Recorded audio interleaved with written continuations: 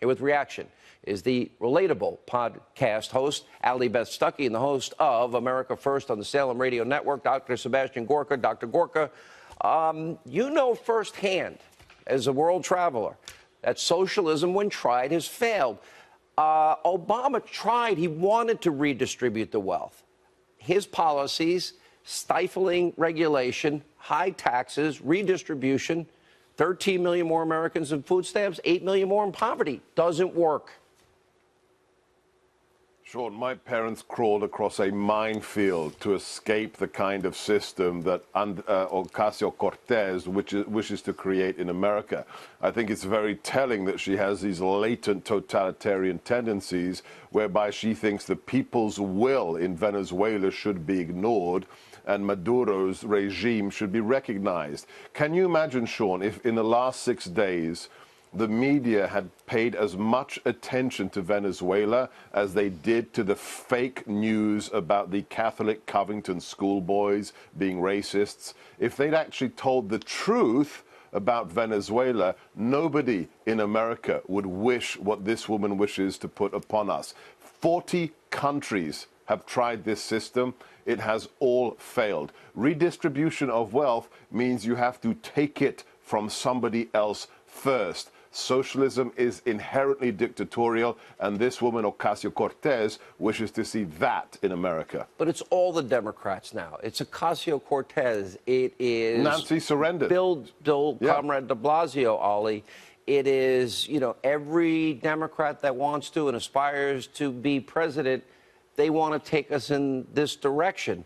The promise that was closest to nationalized health care was keep your doctor, keep your plan, pay less. Well, people saw their premiums go up as much as 200% or more. Millions lost their doctors. Millions of Americans only have one choice in many, many towns and counties in this country.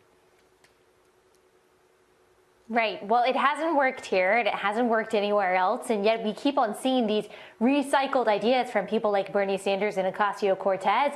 And like you said, they used to be on the fringes. We could kind of laugh at someone like Sanders or laugh at a 29-year-old who really knows nothing about politics. But when you see someone like Nancy Pelosi or a mainstream Democrat acquiesce to people like her, it really starts to worry you when the majority of the country seems to be leaning in that direction, specifically millennials, which is soon to be the biggest generation ever in our nation. But Nancy Pelosi understands that she has to acquiesce to the far left, radical, open border socialist Democrats, or else Democrats aren't going to stay in power because people are looking to people like Ocasio-Cortez and Bernie Sanders to be the future of this country, unfortunately. And Elizabeth Warren and her. The thing is, I guess it's appealing when, look, everybody, and I've spent an early part of my adult life, was independent financially since I'm 18.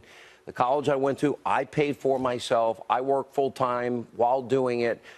Lived paycheck to paycheck for many years in my 20s.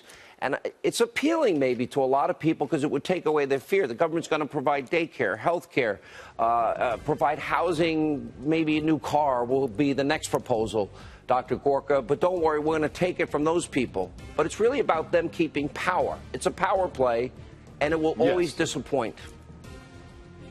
It's only appealing if you have no sense of history and the suffering of millions of people, 100 million people killed and hundreds of millions who have been persecuted. That's the reality. It's nice in the kind of way of people giving you something for nothing, which never actually happens in real life.